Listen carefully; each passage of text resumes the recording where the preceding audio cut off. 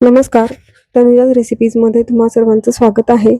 तर आज मी झटपट होणारं असं थालीपीठ बनवणार आहे. जेवण असो, नाश्ता असो, तुम्ही ही रेसिपी एकदा नक्की ट्राय करून बघा. टिफिनसाठी अतिशय छान असं ऑप्शन आहे. झटपट होणार आहे आणि कोणतीही भाजणी वगैरे काही बनवायची आवश्यकता नाहीये. जे पण आपल्याकडे पीठ असतात घरामध्ये, तर त्याच्यापासून हे बनवणार आहे. तर मी ज्वारीच्या पिठाचं बनवणार आहे थालीपीठ. तर ज्वारीचं पीठ आहे ते 3 ते 4 वाट्यात ज्वारीचं पीठ घेतलंय. 3 चमचे डाळीचं पीठ आणि 3-4 चमचे मक्याचं पीठ आहे. त्यानंतर कोरडे मसाले जे आहेत त्यामध्ये हळद पावडर अर्धा चमचा, 1 चमचा काश्मीरी लाल मिरची पावडर, 1 चमचाभर ओवा आहे. त्याच्यानंतर लाल तिखट आहे. हिरवी मिरची नाही टाकणार आहे मी, त्यामुळे लाल तिखट टाकले 2 चमचे साधारणतः.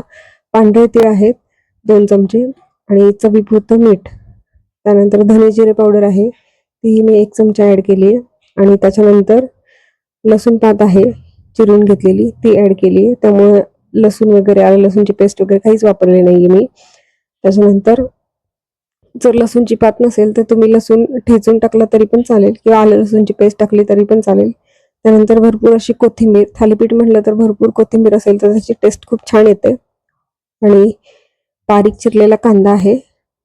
आता हे सर्व कोरडे मसाले, मीठ वगैरे सर्व जे आहे तर ते असंच आधी कोरडं पूर्ण पिठामध्ये छान एकत्र मिक्स करून घेते, जेणेकरून सर्व पिठामध्ये मसाला जो आहे तर तो छान असा मिक्स होईल. तर आधी तर मी ते कोरडेच मसाले मिक्स करून घेतले आणि त्याच्यानंतर त्यामध्ये जितकं आवश्यक असेल तितकं पाणी थोडं थोडं करून ॲड केले आणि त्याचा छान असा गोळा मळून घ्यायचा आहे. व्हिडिओमध्ये दाखवल्याप्रमाणे मी थोडं थोडं पाणी ॲड करून त्याचा गोळा छान असा बनवून घ्यायचा आहे. तर चवीला तर इतके छान लागतात आणि अगदी लहान मुलांच्या टिफिनसाठी पण छान असं ऑप्शन आहे.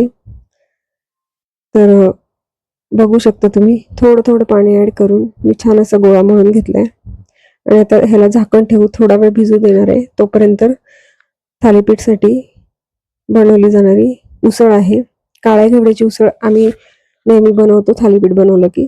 तर घेवडे जे आहेत काळे तर ते शिजवून घेतलेत कुकरमध्येच आणि त्याला फोडणी करायची उसळीला.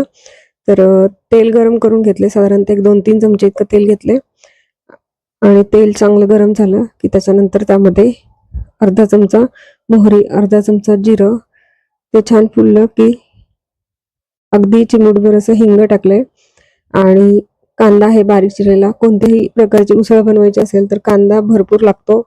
जितका कांदा जास्त असेल तितकी उसळ जी आहे तर ते अतिशय टेस्टी आणि चमचमीत अशी होईल. तर कांदा छान असं परतून घ्यायचा आहे थोडासा सॉफ्ट होईपर्यंत. त्यानंतर हा घरी बनवलेला कांदा लसूण मसाला आहे. त्यानंतर काश्मीरी लाल मिरची पावडर, हळद. तर हा जो कांदा लसूण मसाला आहे हा जर वापरला तर बऱ्यापैकी वेळा लसूण, आलं लसूण पेस्ट किंवा लसूण खोबरं वगैरे नाही वापरलं तरी याची चव खूप छान येते. त्यानंतर धने जिरे पावडर आहे 1 चमचाभर आणि कोथिंबीर आहे बारीक चिरलेली, स्वच्छ धुवून बारीक चिरून घेतलेली कोथिंबीर. आणि आता हे सर्व जे मिश्रण आहे तर ते छान असं परतून घ्यायचंय. मसाले जे आहे ते छान असे तेल सुटेपर्यंत आपल्याला परतून घ्यायचे आणि त्यानंतर चवीपुरतं मीठ टाकलंय. मीठ टाकल्यानंतर परत मसाल्यामध्ये छान असं मिक्स करून घ्यायचंय आणि त्याच्यानंतर घेवडे आहेत शिजवलेले तर ते ॲड करून एक 2 ते 3 मिनिट आपल्याला छान अशी उसळ ही परतून घ्यायची आहे.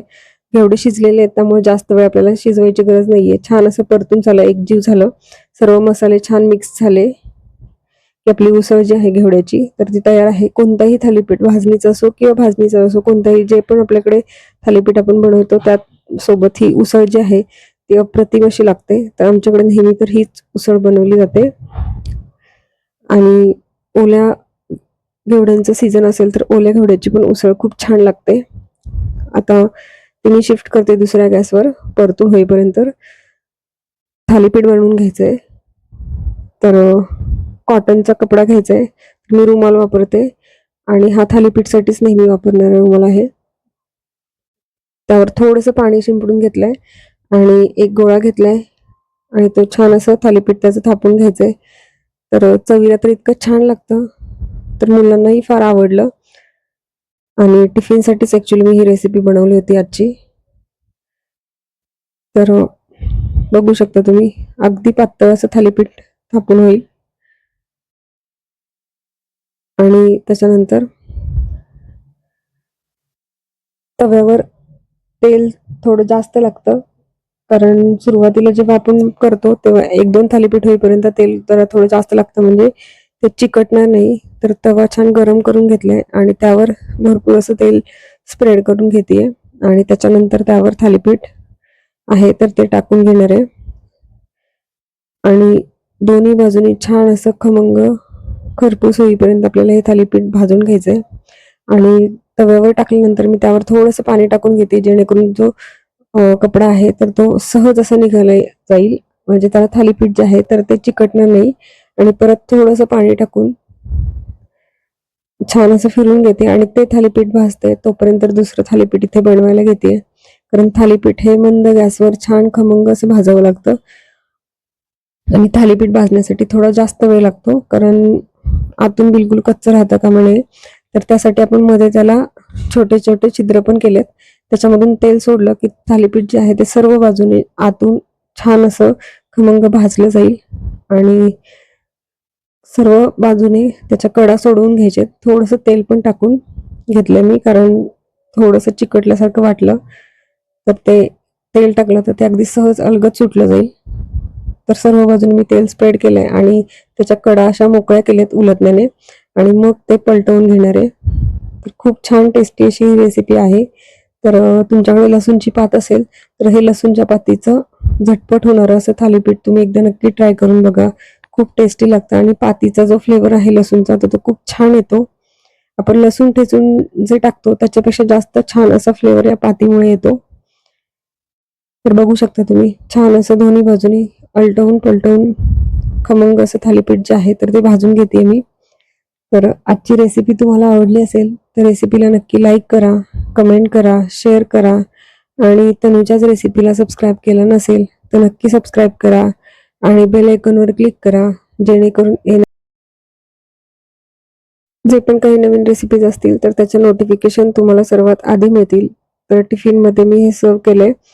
घेवड्याची ज्यूस आहे त्याच्यासोबत, त्यानंतर दही आणि गूळ आहे. तर कधी कधी गुळाची काकवी पण बनवली जाते.